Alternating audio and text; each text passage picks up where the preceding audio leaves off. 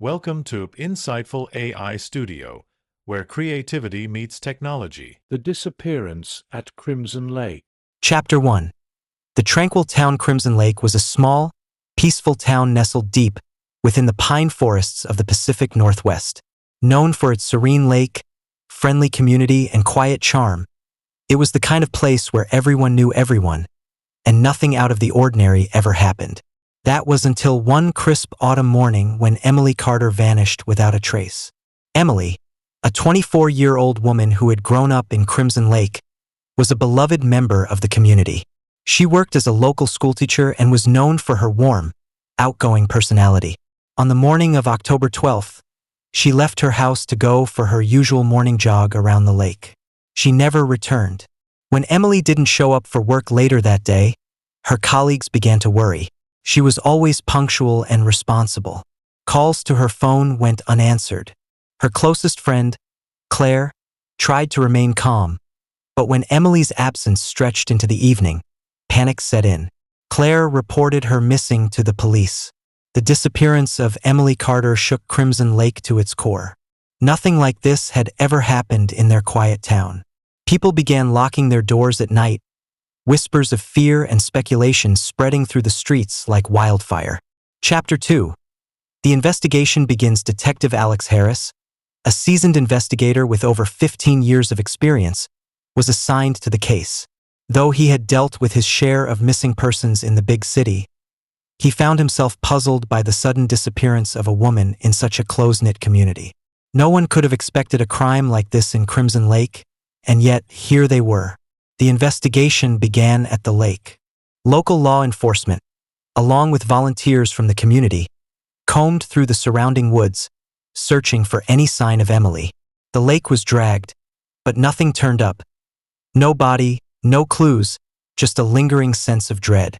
Emily had vanished into thin air. Harris started his investigation by questioning Emily's friends and family. Claire was devastated, and although she tried to be helpful, she had little information that could help narrow down what had happened. Emily had no enemies, no history of mental illness, and had never talked about leaving town. Her parents were equally clueless, describing her as happy and well-adjusted. Harris then turned his attention to the locals who frequented the lake area. Joggers, fishermen, and dog walkers were questioned, but no one had seen anything out of the ordinary that morning. Emily had simply gone for a jog, as she did every day, and then she was gone. Frustration grew as the investigation stalled. Days turned into weeks, and no new leads emerged.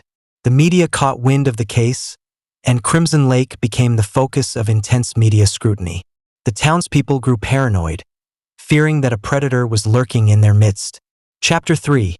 The first clue. 3 weeks after Emily's disappearance, a breakthrough came, though it only deepened the mystery. A hiker named John Weaver, who had been camping in the woods just outside town, stumbled upon a small clearing about 5 miles from the lake. There, he found something odd. A bright red scarf partially buried beneath some leaves. The scarf had been tied in a knot, and upon closer inspection, John realized it was covered in dried blood. John immediately contacted the police, and Detective Harris rushed to the scene. The scarf was identified as belonging to Emily Carter. Her parents confirmed it. Forensic analysis showed that the blood was indeed Emily's, but there was no indication of where she had gone from there. No footprints, no other belongings, just the scarf in the middle of the forest. Harris's gut told him that Emily had been taken, but by whom and why? The scarf's discovery suggested that she had struggled with someone, but there was no body, no sign of a struggle elsewhere. The possibilities were chilling. She could be injured, held captive, or worse. Harris worked around the clock, reviewing old cold cases from nearby towns and cities to see if there was any link between Emily's disappearance and other missing women.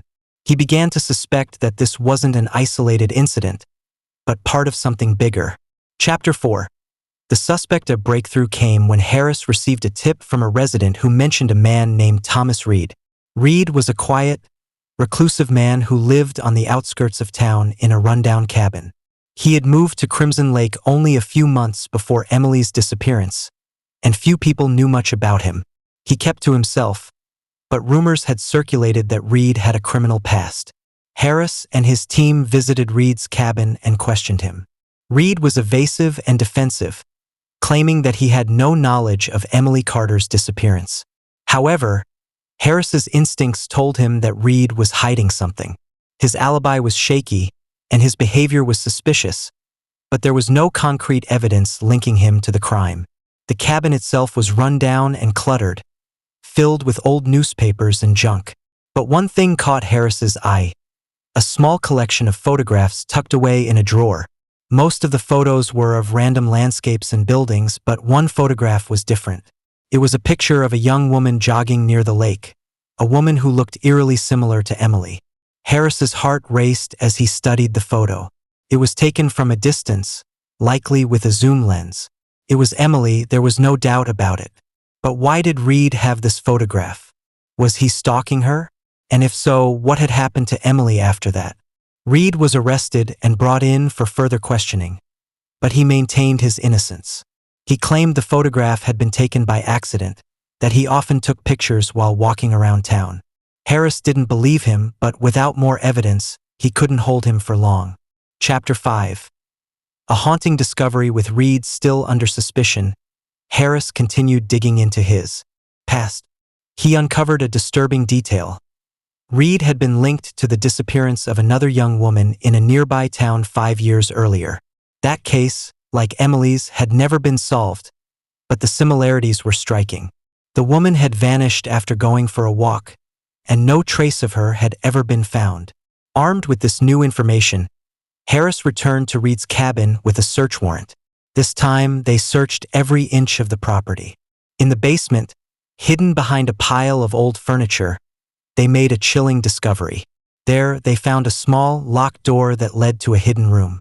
Inside, they found disturbing evidence: ropes, chains, and photographs of several young women, including more pictures of Emily. The room was soundproofed, and it had clearly been used to hold someone captive. But Emily was not there. The room was empty. Chapter 6. The final search. With the discovery of the hidden room, Harris knew they were close to finding out the truth about what had happened to Emily. Reed was arrested again, and this time the evidence was damning. But Reed refused to talk, remaining silent even as the walls closed in on him. Harris organized a massive search of the surrounding forest, determined to find Emily or at least her remains. Search teams scoured the woods for days, following every possible lead.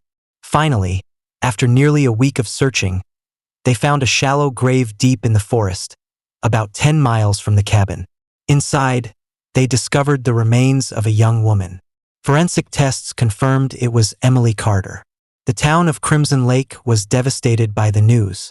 The discovery of Emily's body brought an end to the uncertainty, but it also shattered the hope that she might still be alive. The once peaceful town was forever scarred by the events that had unfolded over those tragic weeks. Chapter 7. The trial and aftermath. Thomas Reed was charged with the kidnapping and murder of Emily Carter. At his trial, more evidence of his violent tendencies and disturbing past came to light.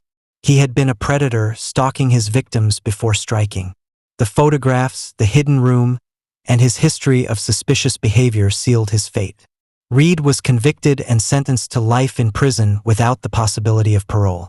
Justice had been served, but for the people of Crimson Lake, life would never be the same. The town had lost its innocence, and the memory of Emily Carter's disappearance and murder would haunt them for years to come. Detective Harris, though relieved that the case had been solved, couldn't shake the feeling that there were more victims out there. Women who had vanished, their stories untold. The case of Emily Carter was over, but the scars it left behind were deep. As for Crimson Lake, it remained a quiet town, but now with a dark chapter in its history, a reminder that even in the most peaceful places, darkness could lurk in the shadows. This fictional crime story captures the drama, investigation, and resolution around the mysterious disappearance and murder of Emily Carter. Thank you for watching and subscribe for more videos.